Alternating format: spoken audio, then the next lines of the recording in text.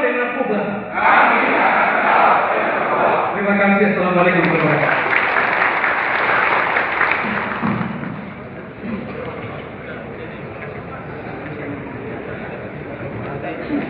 Sungguh luar biasa. Mari kita beri aplaus yang meriah sekali lagi untuk para narasumber yang mau berlakukan.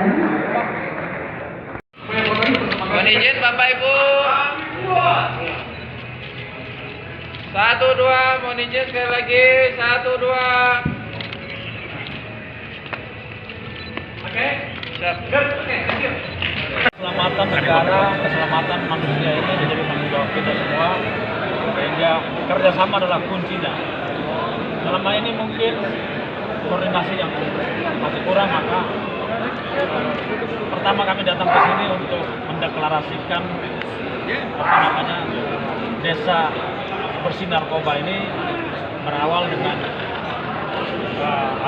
workshop ini adalah membangun kesadaran struktural masyarakat, struktural pemerintah, kemudian lembaga-lembaga swadaya masyarakat, tokoh-tokoh agama, tokoh-tokoh masyarakat, pemuda, mahasiswa. Inilah kekuatan kita yang harus kita orkestrakan atau didirigenkan oleh BNN supaya sinergitas ini terus terjadi. Itu kunci dari keberhasilan. Kalau kita lihat tadi bagaimana sulitnya menangani narkoba, karena kita masih bekerja parsial-parsial. Seperti ratas yang Presiden pimpin di bulan September dan Oktober kalau tidak salah, pada saat itu saya masih belum menjadi kepala BNN. Tapi hari ini saya berusaha untuk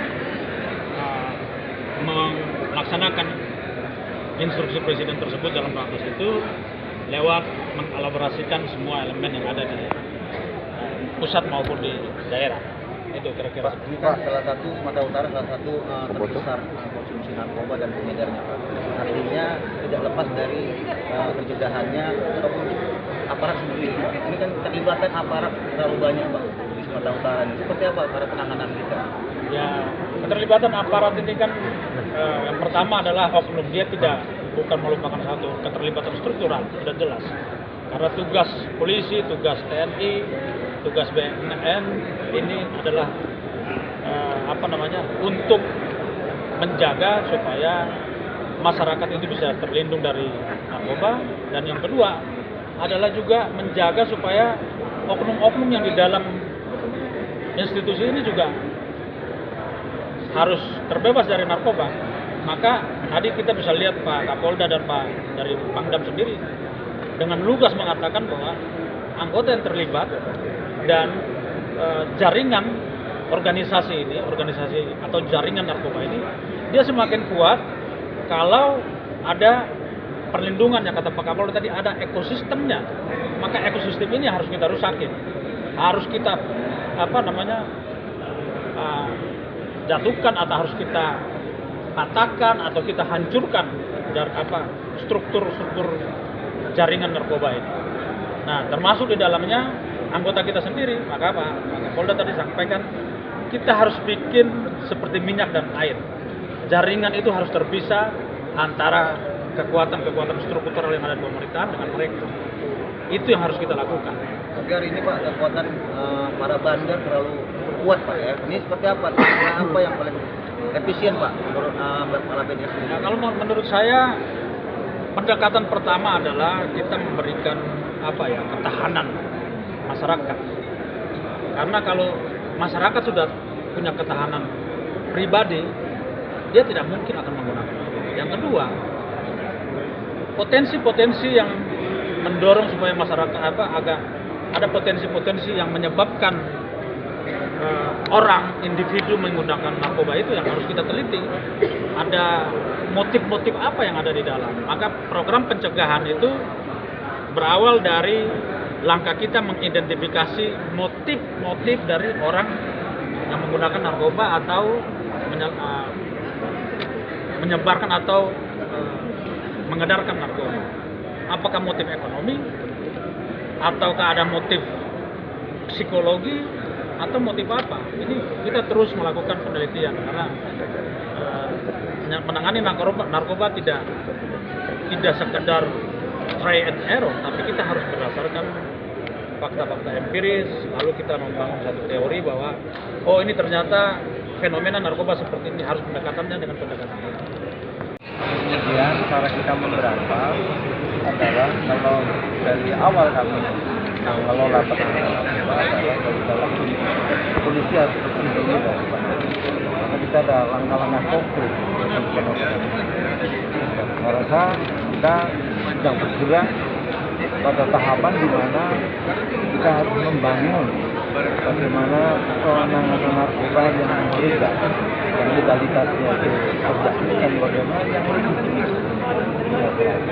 jadi perlu kerjasama sama pihak, bagaimana legitimasi kita dalam penanganan narkoba itu lebih gerakan bersama kita semua untuk kemudian memfokuskan bagaimana narkoba kami bersama dengan BNN, dengan stakeholder asalnya sudah menjalankan itu.